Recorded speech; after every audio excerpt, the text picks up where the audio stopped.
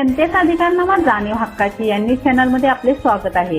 परभणीतील घटनेच्या निषेधार्थ महाविकास आघाडीचे प्रांताधिकाऱ्यांना निवेदन। परभणीतील संविधानाच्या प्रतिकृतीची विटंबना आणि न्यायालयातील कोठडीतील संविधान प्रेमी कार्यकर्त्यांचा संशयास्पद मृत्यू झाल्याने कार्यरत पोलीस आणि अधिकाऱ्यांची SIT मार्फत चौकशी करावी या मागणीचे निवेदन महाविकास आघाडीच्या शिष्टमंडळाने आज प्रांताधिकारी मोसमी चौगले यांना दिले। यावेळी मागणीची दखल न घेतल्यास तीव्र आंदोलन छेडण्याचा इशाराही देण्यात आला।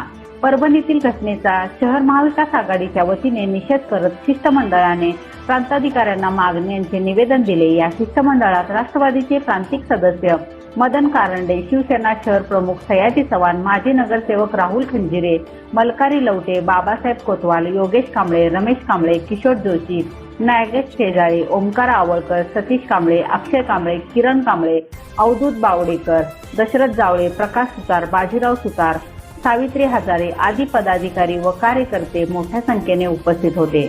न्यूज चॅनल प्रतिनिधी श्री सचिन खोंद्रे।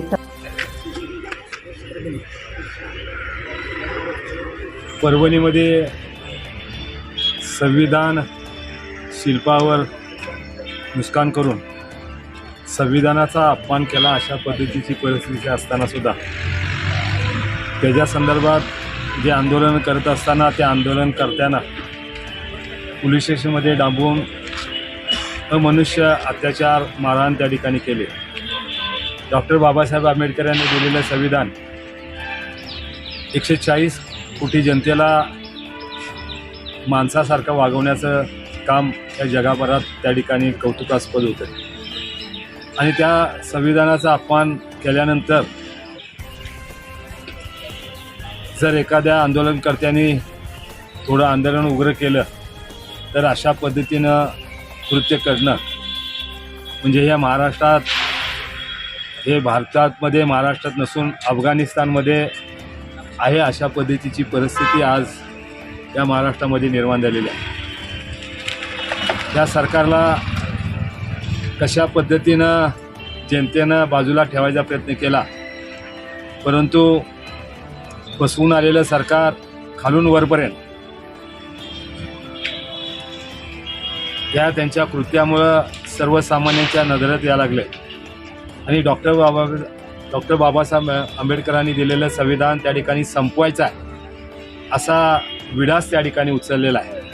भारतीय जनता पक्षानं ज्या पद्धतीनं त्यांच्या वृत्तपत्रामध्ये दिलेल्या जाहिरातीमध्ये छत्रपती शाहू महाराजांचा फोटो वगळला, तेव्हाच या देशामधील समता संपवायची हे उचललेल्या विड्याचं एक पहिलं पाऊल आहे आणि परभणीसारख्या अनेक घटना या देशामध्ये घडतील आणि लोकशाही संपून पुन्हा आपण हुकुमशाहीकडं जाणार यात काय शंका नाही आणि या सगळ्या गोष्टीचं जाणीव ठेवून जनतेनं जागृत व्हावं आणि अशा घटनेचा निषेध करत असताना सुद्धा संविधान वाचवण्यासाठी रस्त्यावर यावं अशा पद्धतीचं आव्हान या ठिकाणी करतो।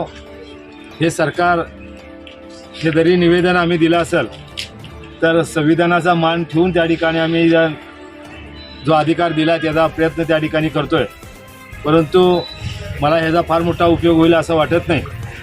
हे संविधान संपवायला उठलेले आहेत तर संविधान राखण्यासाठी रस्त्यावर लोकांनी यावं अशा पद्धतीचं आवाहन करतो।